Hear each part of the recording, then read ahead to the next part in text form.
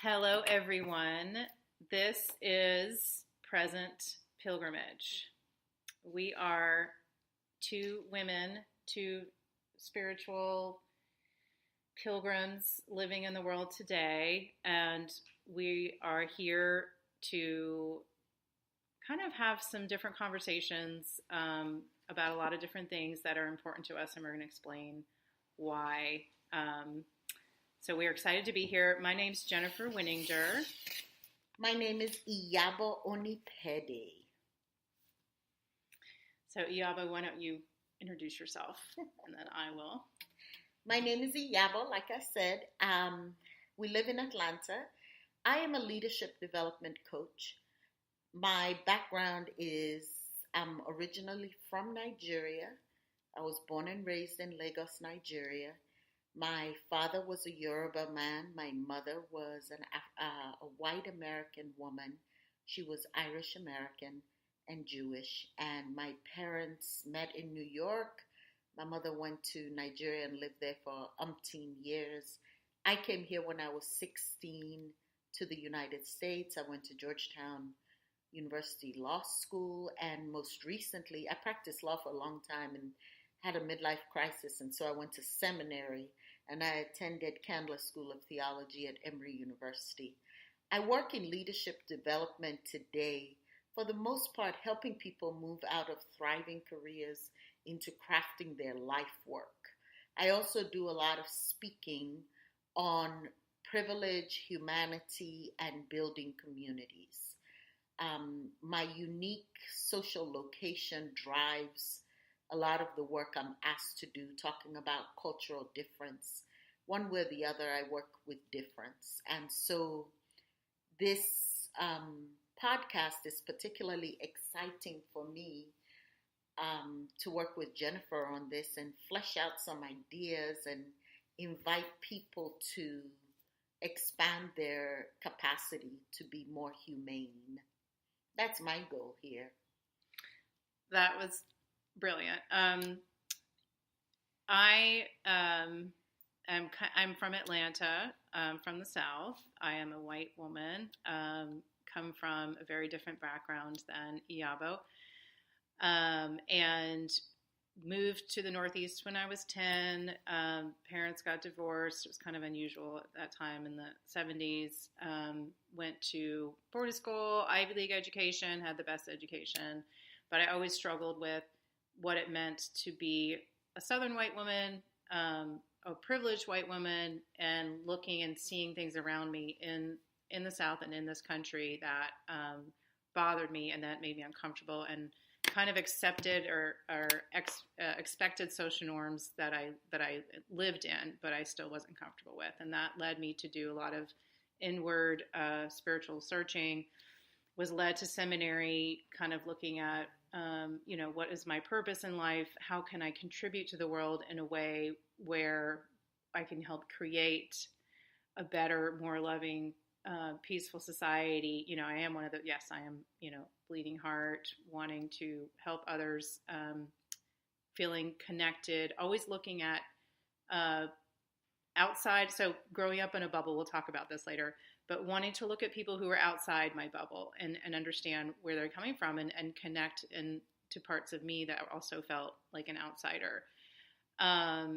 So that bringing me to seminary, also into social activism, ended up marrying an Egyptian Muslim, engaging in an interfaith marriage. I have 2 kids from that who are considered then biracial, and kind of seeing how they, and also multicultural, bicultural, live in the U.S. today, navigating all of that, and feel connected. I met Iyabo at seminary, feel connected to her because we have a deep sense of calling, vocation, wanting to help people engage in deeper reflection and spiritual and social, cultural dialogue, to help broaden their perspective so that we can all understand each other better and also respect differences. And I think that's why we're here, so that we can kind of show in a way,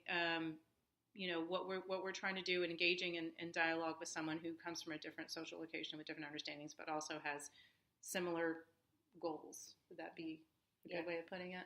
That's a beautiful way of putting it. I think that difference for both of us is part of our personal pilgrimage, isn't it? Okay. And we talk about pilgrimage being this spiritual journey that changes you internally. And you don't ever have to leave your home, right? It's a pilgrimage, it's a journey, but you're not physically necessarily moving from point A to point B. But one of the things I would like to upfront put out there and claim and own it and get everyone to understand that this is where I'm coming from is that my whole life I have never been able to find a true sense of belonging. I think the closest I came to that was in seminary. And it has to do with the fact that I'm biracial, I'm multicultural. I came to this country when I was 16. I speak my native Yoruba language, but I feel more American when I'm in those settings. And when I'm in my American setting, I feel like I'm over there in that setting. And then my parents were atheists. I'm the only Christian. I came out as a Christian. I tell people I came out loving Jesus. But then my evangelical kind of church background is not a good fit, has not been. I'm not that conservative. I'm really much more progressive than that. But then I find myself not comfortable in the progressive environment because I'm not used to it. So there are all these overlaps and gaps and holes, right? And there's no one place. I can't see myself perching somewhere and saying, oh, yeah, this is exactly who I am. Right. That's good. Right? So that's going to show up a lot in our talks. What about you?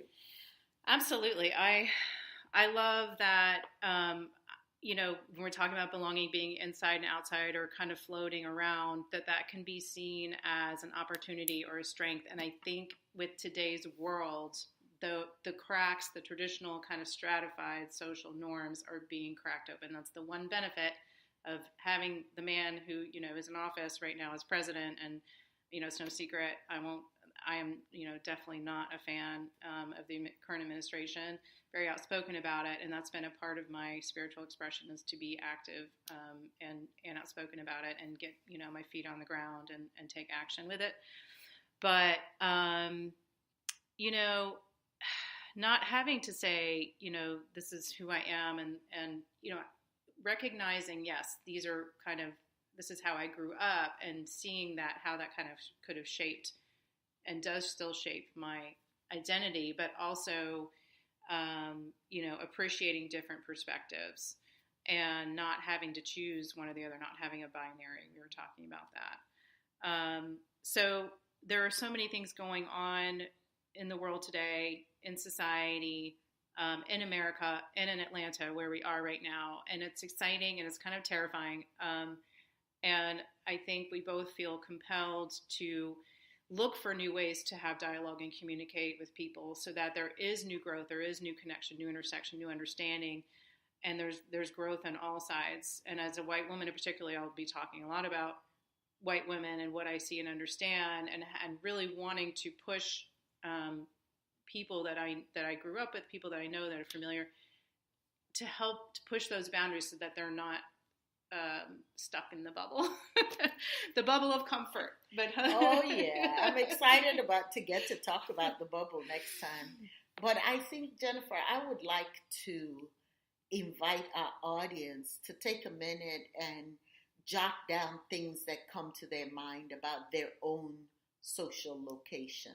I don't think we can bridge difference. I don't think we can create any solutions unless we're real clear and own who we are. And looking at your social location means saying what your gender is. You may be gender fluid. You may see yourself as a male. You may see yourself as a female. What is your cultural location? If you're a white Southern woman originally, What are the things What that have region? influenced and changed you? Like, I call myself a Yoruba woman, but then there's hardly any Yoruba person that would see me and spot me a mile away and say, "Oh yeah, that's my Yoruba sister." Um, so your gender, your cultural location, your social Economic location, background, your economics, your education, even, and also I think another thing that definitely impacts your social location is your experiences in traveling, right? So a lot of people I've met that have done stuff like Peace Corps or a year abroad or something like that, especially when it's not touristy stuff where you've been able to immerse yourself in another culture, that shapes you. And absolutely. then there's one I want us to throw out there because there are a handful of people that this would apply to, is this concept called third culture kids. So there's this sociologist, Ruth Useem, in like the 40s and 50s of the last century. Her parents were missionaries to China, and as was the custom, when it got to high school, they would send the kids back to the US to go to boarding school. And so she lived her whole life looking forward to coming to America to go to boarding school. And she goes to boarding school and she doesn't fit in. And all of a sudden, she's a misfit. So she starts to now look forward to when she's done with college to go back to China. And she does this and goes back to China after college and finds out that she's not Chinese either. So she coined this term, third culture kids, and a guy called David Pollock and Ruth Van Renken wrote this book called Third Culture Kids. And what it shows, there are a lot of things, like you may not be real smart in college, you have all sorts of adjustment things, but that term third culture kid is a nomadic identity, right? It speaks to people that have similar experiences banding together to form the third culture. It's not related to a specific geographical location, right? So there are people who have a lot of travel in their background. Military brats, which is actually a clinical term. Yeah. It's not a bad, I used to think it was a bad word, but I found out military brats, children of ambassadors and diplomats, because your parents' job becomes this overarching identity formation thing. Yeah. Those are people that also need to address that in their social location. And while I say that, being a PK, like if you're a preacher's kid or a politician's kid, those are things that affect your social location. So I would encourage you to stretch those boundaries a little bit today as you write down the aspects of your social location to include some of these interesting things. Things that make you maybe unique or different or stand out. Right. And things like also if you're raised by a single parent, that's a factor too. So I enjoy that little exercise, and let us know, leave us a message. Let us know how that was for you. All right. We'll be back with our next topic shortly, which will be, are we going to talk about the bubble, or are we going to talk about spirituality? Bubble. Okay. We're going to talk about the bubble.